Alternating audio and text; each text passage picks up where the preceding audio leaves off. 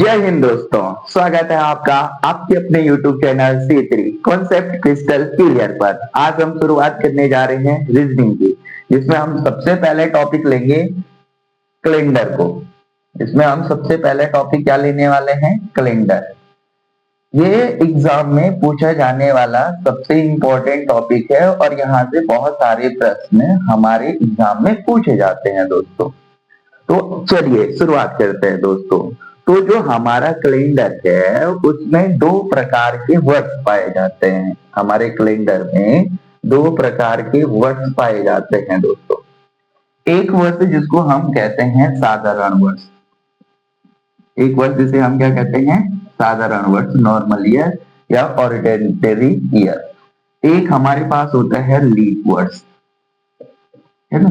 तो इन दोनों leap word जिसे हम इंग्लिश में कहते हैं लीप ईयर। अब इन दोनों वर्षों में कुछ डिफरेंस होते हैं और उन डिफरेंस पर हमें आगे जितने भी कॉन्सेप्ट आएंगे, जितने भी सवाल आएंगे, वो सभी सवाल हमें समझने में आसानी होगी दोस्तों। तो देखिए, साधारण वर्ड और लीप वर्ड्स में क्या डिफरेंस होता है, पहले हम उनको जानते हैं दोस्तों। तो साधारण वर्ड्स किसे कहते हैं? ऐसा वर्ड्स जिसमें 365 दिन होते हैं, ऐसा वर्ड्स जिसमें 365 दिन होते हैं।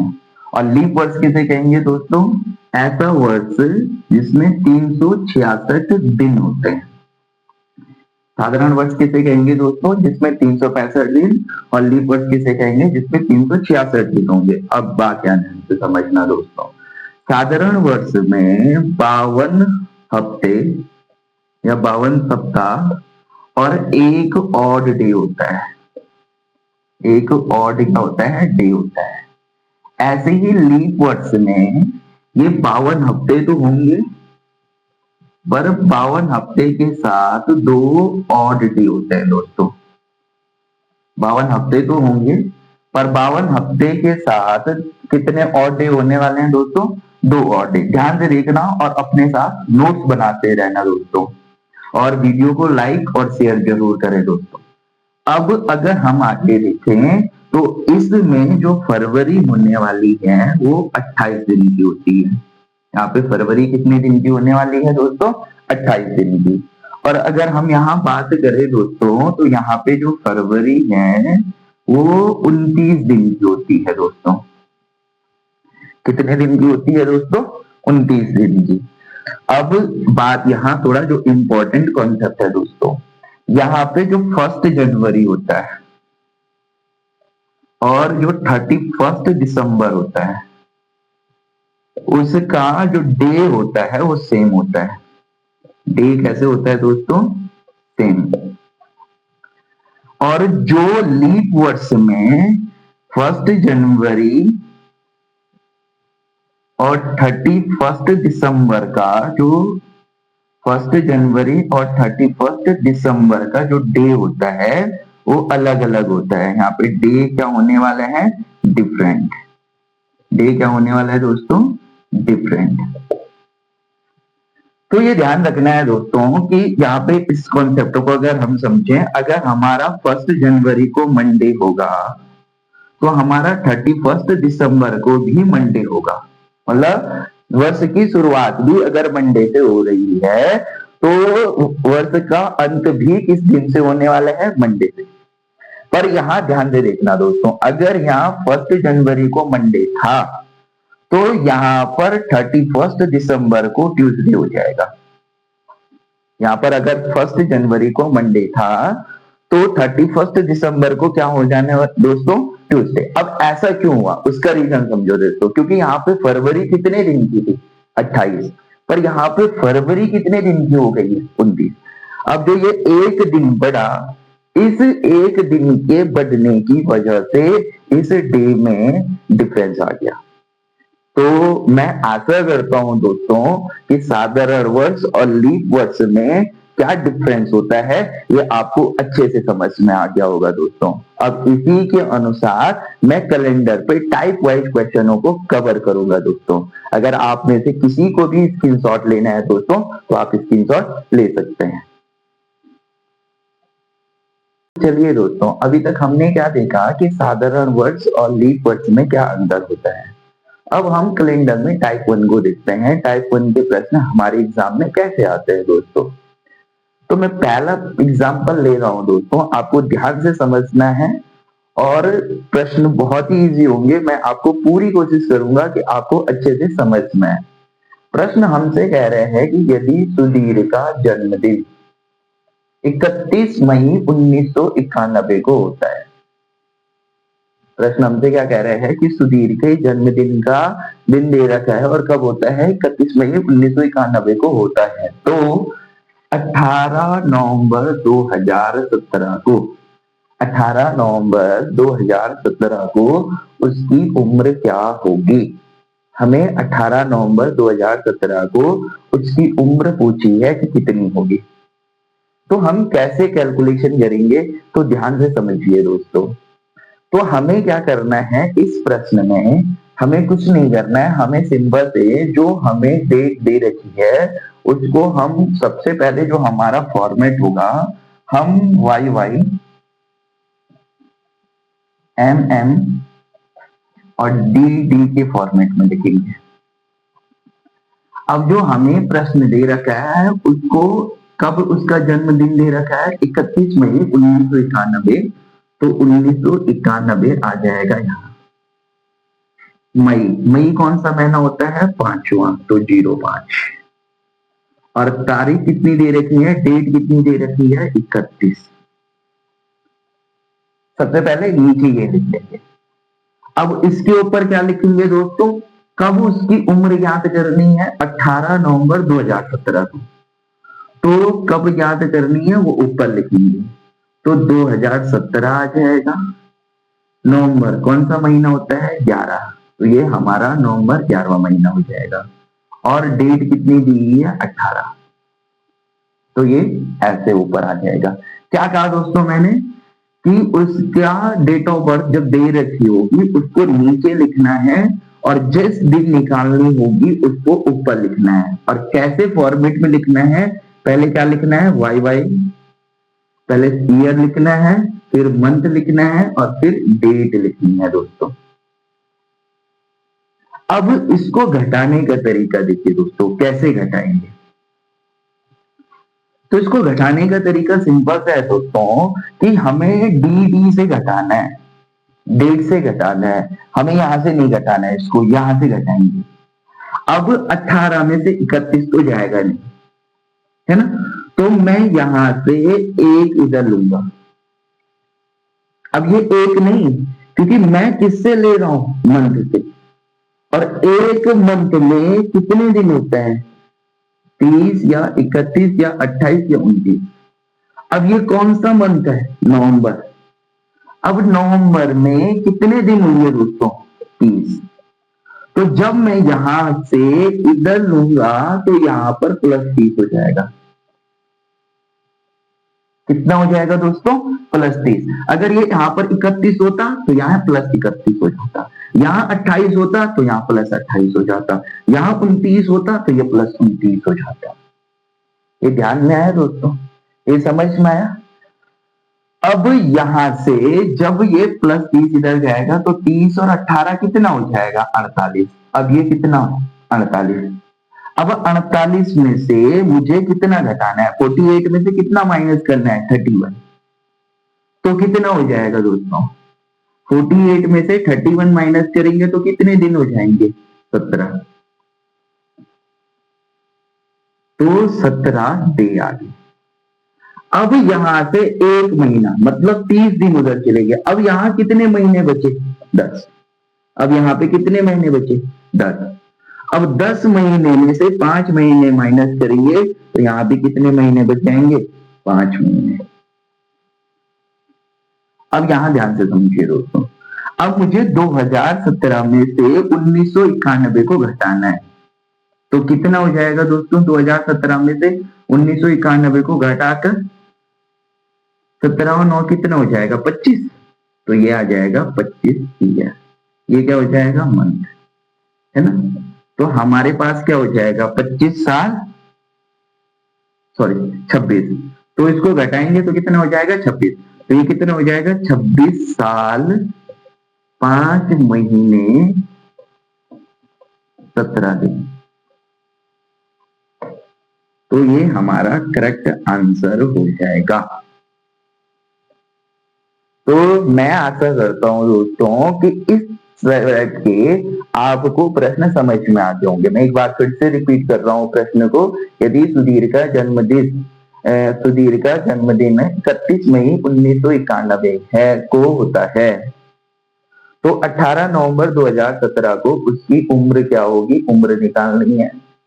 तो जो जिस वर्ष निकालनी है, जिस टाइम निकालनी है, उसको ऊपर लिखेंगे और जो दे रखा है जिस टाइम उसका जन्मदिन है वो नीचे लिखना है। किस फॉर्मेट में लिखना है, वाई वाई, एम एम और डी के फॉर्मेट में लिखना है।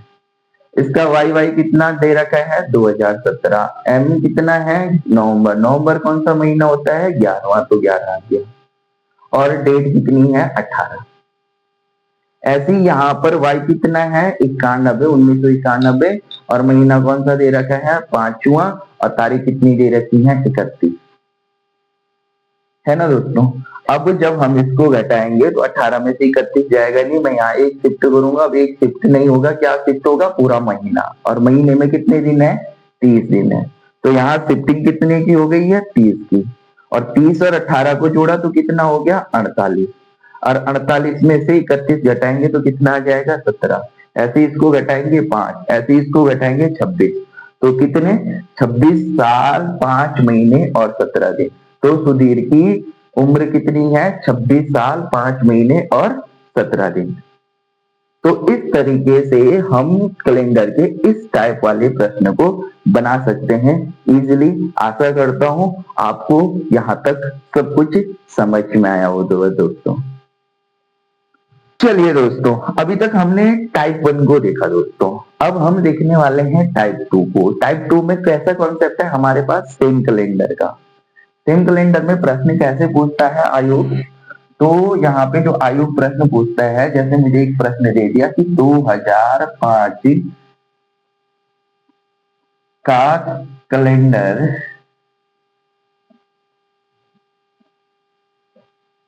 किस वर्ष के समान होगा।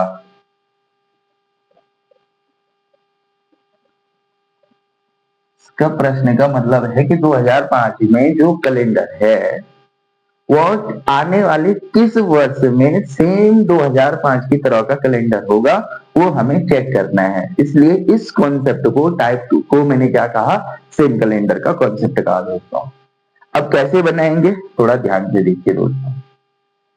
अभी मैंने आपको बताया था ऑड डे का कॉन्सेप्ट।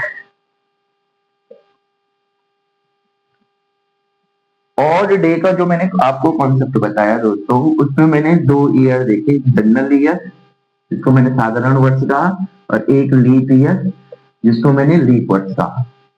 साधारण वर्ष में एक ऑड डे था और लीप ईयर में 2 ऑड डे था। अब इस कॉन्सेप्ट का यूज मैं इस सवाल को बनाने के लिए करूंगा दोस्तों, और अगर आपको ये समझ में आ जाएगा तो आने वाले कॉन्सेप्ट पे सारे सवाल आप बना लोगे दोस्तों। और साथ में इस प्रश्न में आपको मैं एक बेस्ट ट्रिक दूंगा जिससे आप इस टाइप के प्रश्नों को बहुत ही इजी वे में बना सकते हो।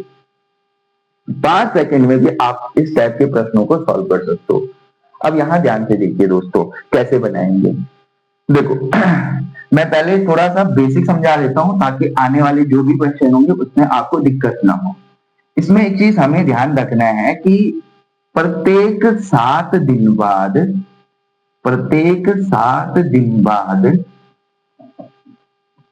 समान दिन आता है।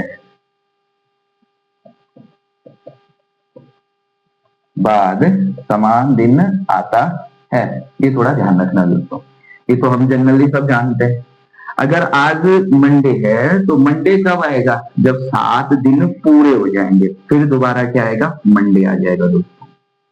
तो इसी कॉन्सेप्ट पर हम आगे ध्यान से देखते हैं दोस्तों। तो मैंने क्या कहा कि जनरल ईयर में हमारे पास एक और डे है और लीप ईयर में 2 और डे है। तो 2005 कैसा ईयर है, जनरल ईयर, क्योंकि 4 का भाग नहीं जाएगा। अगर ये जनरल ईयर है तो हमारे पास यहाँ पर ऑड डे कितना हो जाएगा, एक। 2006 कैसे है जनरल ईयर, जैसे लीप ईयर कैसे पता करेंगे हम, लीप ईयर पता करने के लिए कोई भी साल जो है एनी ईयर में अगर 4 का भाग जा रहा है तो उस ईयर को हम क्या कहते हैं, लीप ईयर कहते हैं। तो 6 में तो 4 का भाग जाएगा नहीं, तो ये भी नॉर्मल ईयर हो गया, एक डे। ऐसे ही 7 में भी जाएगा नहीं, ये भी नॉर्मल ईयर हो गया, एक। ऐसे ही 8 में क्या होगा, 4 का भाग जाएगा, 4 दूनी 8, तो ये कितने ऑड डे हैं, 2। ये तब तक करने हैं जब तक इनका योग 7 ना हो जाए। ऐसे ही 9 में देखें तो कितना हो जाएगा, 1, और 10 में देखें कितना हो जाएगा, 1, है ना। तो 1 2 3 2 5 6 और 7, तो यहां तक इनका योग कितना हो चुका है दोस्तों, 7। मतलब 7 दिन बाद दोबारा दिन रिपीट हो जाएगा, है ना। तो 10 के बाद क्या आएगा दोस्तों, 2011। 2010 के बाद क्या आने वाला है, 2011। तो 2011 का जो कैलेंडर होगा, 2011 का जो कैलेंडर होगा वो 2005 के समान होगा, 2005 के समान होगा, है ना। तो जो 2005 में जो कैलेंडर है वो कब रिपीट होने वाला है, 2011 में, सॉरी। ऐसे ही हमें ध्यान रखना है, ये तब तक करते चले जाना है या तो 7 आ जाए, और अगर 7 ना आए तो तब तक करते चले जाना है जब तक 14 ना आ जाए, 14 ना आए तब तक करते चले जाना है जब तक 7 21 ना आ जाए। कहने का मतलब है तब तक करते चले जाना है जब तक 7 का गुणज ना आ जाए, 7 का मल्टीपल ना आ जाए दोस्तों। तो पर ये तरीका बहुत लेंथी है, इस तरीके से हम अपने एग्जाम में प्रश्नों को नहीं बना सकते हैं दोस्तों। तो इससे बचने के लिए हमें कोई शॉर्टकट देखना होगा दोस्तों। अब उस शॉर्टकट को, उस ट्रिक को मैं आपको बताता हूं दोस्तों, ध्यान रखना। इस ट्रिक से आप 5 सेकंड में भी सवालों को बना सकते हैं, बस ये ध्यान रखना है दोस्तों। अब मैंने यहां से आपको बेसिक समझा दिया है कि बेसिक पर हम कैसे निकालेंगे। अब बात करते हैं कुछ शॉर्टकट की। अगर देखो मुझे जो दिया गया वर्ष है, मान लो मुझे क्या दे रखा है, 2005 ये दिया है, और इससे पहले वाले वर्ष क्या रहा होगा, 2004। और 2004 कैसा वर्ष है, लीप वर्ष है। एक कंडीशन ये बनी मेरी कैलेंडर की कि जो दे रखा है प्रश्न उससे पहले हो सकता है लीप वर्ष रहा हो। ऐसे ही मुझे क्या दे रखा है, कोई भी वर्ष दे दिया, मान लो 2011 ही सेम आ रहा था। अब इससे पहले क्या आ जाएगा, 2010। तो ये मुझे दे रखा है, और इससे पहले हमारा क्या आ गया, जनरल ईयर, साधारण वर्ष। तो यहां तक आपको समझ में आएगा। दूसरी कंडीशन ये बनी दोस्तों मेरी।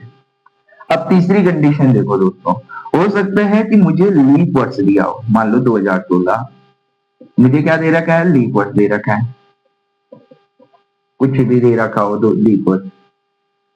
अगर मुझे जो दे रखा है और उससे पहले लीप वर्ष था, तो इस कंडीशन में आपको ध्यान रखना है, जो दिया गया प्रश्न है उसमें +6 जोड़ दो, जो आंसर आएगा वही मेरा उत्तर हो जाएगा।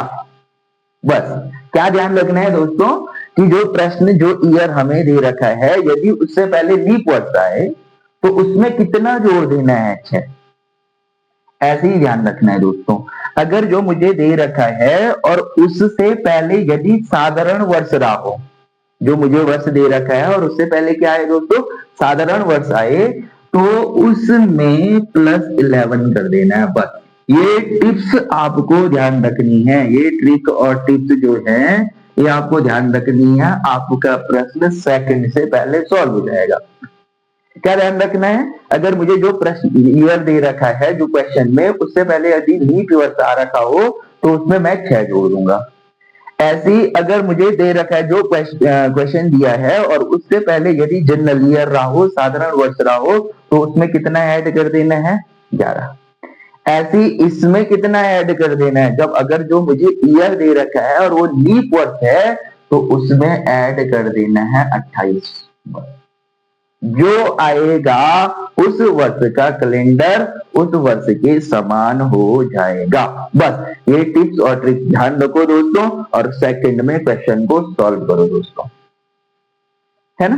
तो ये ध्यान रखना है। अब जैसे मैं इसी प्रश्न को बनाता हूं, 2005 का कैलेंडर किस वर्ष के समान होगा, तो 2005 से पहले क्या आ जाएगा, 2004 क्या था, लीप वर्ष, क्या ऐड कर दूंगा 6, कितने हो जाएगा 2011। और अब भी मैंने आपको बेसिक से निकाल के बताया कि वो उत्तर कितने होने वाला है, 2011। ऐसी अगर हम देखें दोस्तों, आप चाहे तो इसका स्क्रीनशॉट लीजिए, साथ में नोट्स जरूर बनाइए दोस्तों, आप स्क्रीनशॉट ले सकते हो। अगर मैं ऐसी ही बात करूं तो बस ये ध्यान रखिए दोस्तों, और प्रश्न को बनाते चलिए दोस्तों। अगर मैं बात करूं, मुझे ले रखा है 2017 का कैलेंडर किस वर्ष के समान होगा। 2017 से पहले क्या आएगा, 2016, 16 के है लीप वर्ष, लीप वर्ष है, दिए गए वर्ष से पहले लीप वर्ष है, तो क्या ऐड कर दो 6, कितना हो जाएगा 2023। तो 2023 का कैलेंडर 2017 के समान था। ऐसे ही अभी क्या चल रहा है, 2026, 2026 का कैलेंडर किस वर्ष के समान होगा अगर मुझे ज्ञात करना है, तो इससे पहले क्या आ जाएगा 2025, और 2025 किस वर्ष के समान है, जनरल ईयर, और अगर जनरल ईयर है तो क्या ऐड कर दो 11, क्या आ जाएगा 7, 3, 2037 का कैलेंडर 2026 के समान हो जाएगा दोस्तों। तो मैं आशा करता हूं इन टिप्स और ट्रिक्स से आप कैलेंडर के प्रश्नों को दोनों टाइपों को समझ गए होंगे और अपने एग्जाम में कैलेंडर के एक भी प्रश्न को गलत करके नहीं आए होंगे, है ना दोस्तों। तो इस तरीके से अगर आप सीखेंगे तो मुझे विश्वास है आप अपने प्रश्नों को एकदम सही करेंगे दोस्तों। इसी तरीके टिप्स और ट्रिक को जानने के लिए आप हमारे चैनल से जुड़ें, लाइक करें, शेयर करें, सब्सक्राइब जरूर करें दोस्तों। जब भी हमारी वीडियो आए सबसे पहले आपके पास पहुंचे, इसलिए हमारे चैनल से जुड़िए ना, और साथ में अपने दोस्तों के साथ शेयर जरूर करें। धन्यवाद दोस्तों। जय हिंद, जय भारत।